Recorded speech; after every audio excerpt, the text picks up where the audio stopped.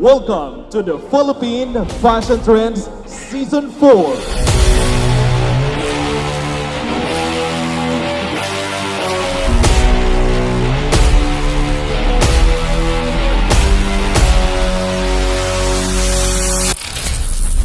Heart of a lion, fire inside me blaze like a siren. Why would you try it? Wake up the beast, no I can't keep silent. I put my time in, now it's my time, your time is expiring. Thank you so much, Philippine Fashion Trends, for having me today. And maraming salamat po at aus puso ako nagpapasalamat sa award po na ibibigay niyo sa akin today. We are the Flippers, third chance. Today, we're celebrating second year anniversary of Philippine Fashion Trends. Gusto lang po namin magpasalamat sa ngalan din ni Direk Miller, Daniolco, sa mga lahat ng mga sumusuporta, especially sa mga sponsors.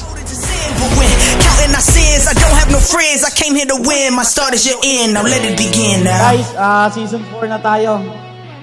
So, unang-una nagpapasalamat kami sa Diyos at patuloy tayong ginagabayan. Alam nyo, hindi namin matutuloy ito kundi dahil sa inyo.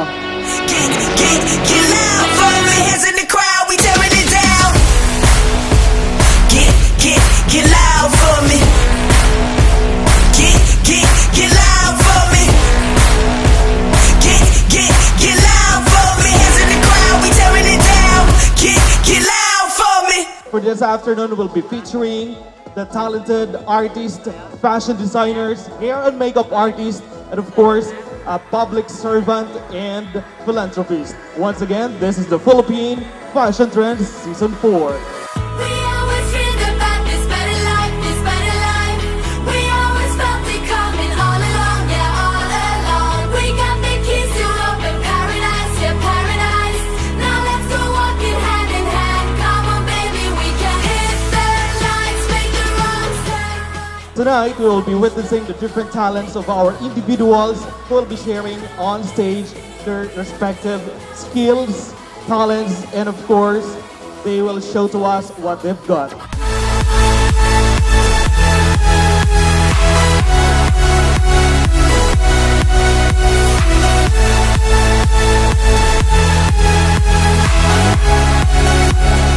can do this all night. We can do this all night. Everything's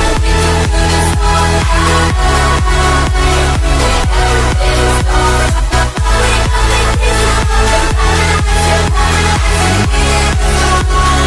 We can do this all night.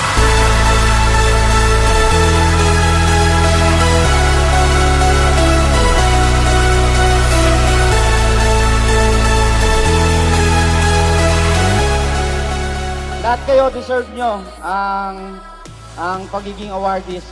So, sana po ipagpatuloy nyo, maging halimbawa kayo sa mga nakapaligid sa inyo.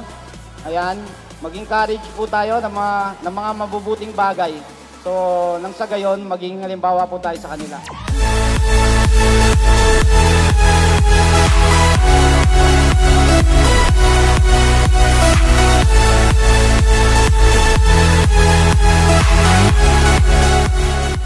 Sa lahat po ng aming ginagawa, yung aming pagod, makita lang namin kayong masaya.